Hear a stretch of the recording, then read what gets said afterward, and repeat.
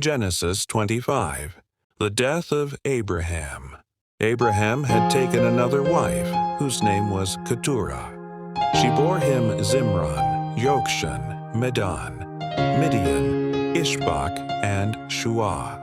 Jokshan was the father of Sheba and Dedan. The descendants of Dedan were the Asherites, the Letishites, and the Leamites.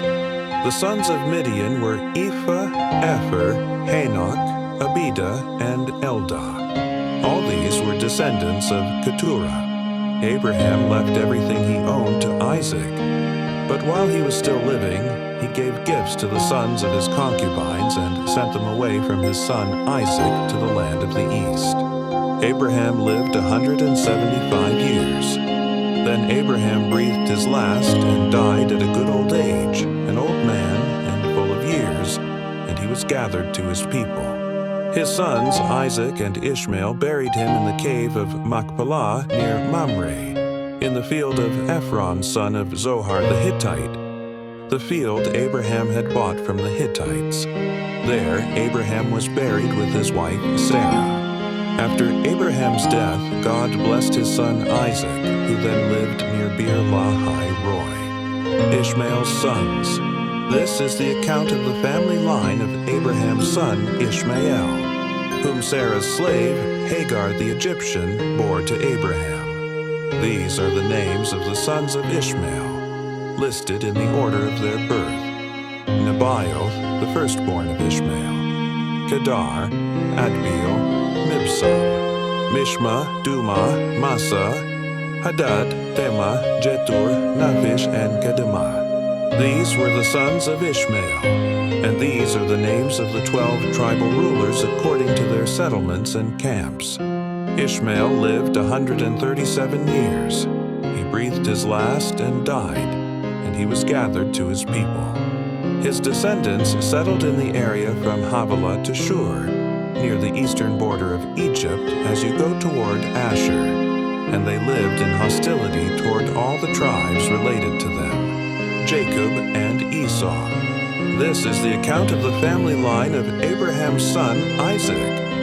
Abraham became the father of Isaac, and Isaac was 40 years old when he married Rebekah, daughter of Bethuel the Aramean, from Padan Aram, and sister of Laban the Aramean. Isaac prayed to the Lord on behalf of his wife because she was childless. The Lord answered his prayer, and his wife Rebekah became pregnant. The babies jostled each other within her, and she said, "Why is this happening to me?" So she went to inquire of the Lord. The Lord said to her, "Two nations are in your womb, and two peoples from within you will be separated. One people will be stronger than the other, and the older will serve the younger." When the time came for her to give birth, there were twin boys in her womb. The first to come out was red, and his whole body was like a hairy garment, so they named him Esau. After this, his brother came out with his hand grasping Esau's heel, so he was named Jacob. Isaac was 60 years old when Rebekah gave birth to them. The boys grew up, and Esau became a skillful hunter, a man of the open country, while Jacob was content to stay at home among the tents. Isaac, who had a taste for wild game, loved Esau, but Rebekah loved Jacob. Once when Jacob was cooking some stew, Esau came in from the open country, famished. He said to Jacob, "Quick, let me have some of that red stew. I'm famished." That is why he was also called Edom. Jacob replied, "First sell me your birthright." "Look, I am about to die," Esau said.